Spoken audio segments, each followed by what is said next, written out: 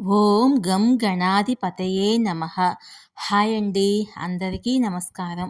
మనం ఈరోజు ఈ వీడియోలో 100 సంవత్సరాల తర్వాత గురువుతో ఈ రాజయోగము, ఈ రాసుల వారు రిచ్ అవుతారు. ఇందులో మీ రాశి ఉందేమో చూసుకోండి. ఈ వీడియో కనుక మీకు నచ్చినట్లయితే లైక్ చేయండి, షేర్ చేయండి, సబ్స్క్రైబ్ చేసుకోండి. ఈ వీడియో లాస్ట్ వరకు స్క్రిప్ట్ చేయకుండా చూడండి. ఇలా చేయడం వల్ల ఈ వీడియో మరికొంతమందికి రీచ్ అవుతుంది. ప్లీజ్ సబ్స్క్రైబ్ మీ, సపోర్ట్ మీ. జ్యోతిష్ శాస్త్రం ప్రకారము వివిధ రాసులు రాజయోగంతో లాభం పొందుతున్నారు. గురుగ్రహం కారణంగా కొన్ని రాసుల వారు అద్భుతాలు చూడనున్నారు. ఇందులో మీ రాశి ఉందేమో చూసుకోండి.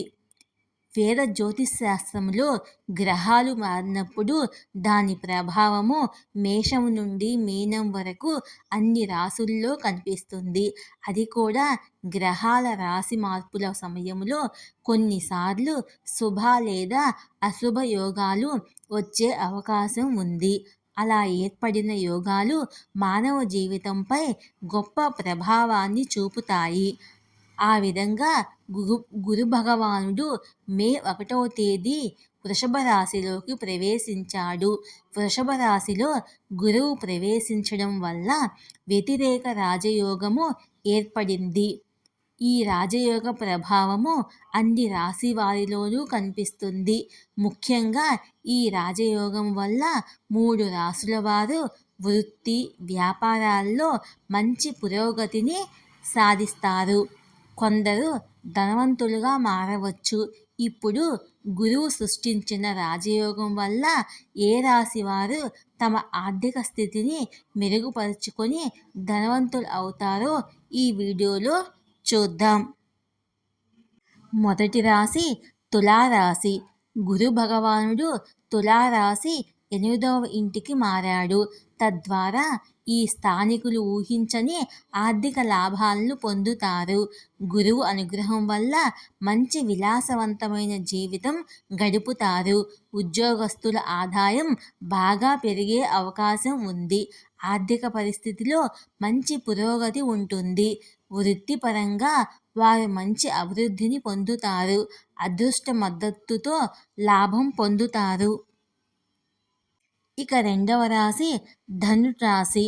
గురు భగవానుడు వృషభ రాశిలోని 6వ ఇంటికి మారాడు. దీనివల్ల ఈ రాశుల వారికి వచ్చే ఏడాది పాటు ఊహించని ధనం అందుతుంది.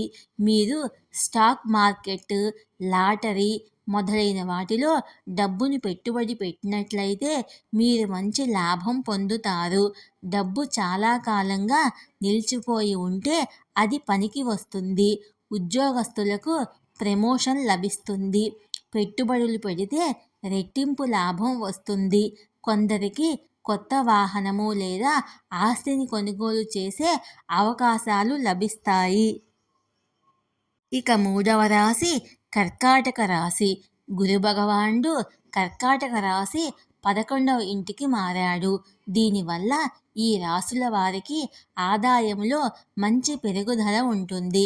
కొందరికి కొత్త ఆదాయ వనరులు ఏర్పడే అవకాశం ఉంది.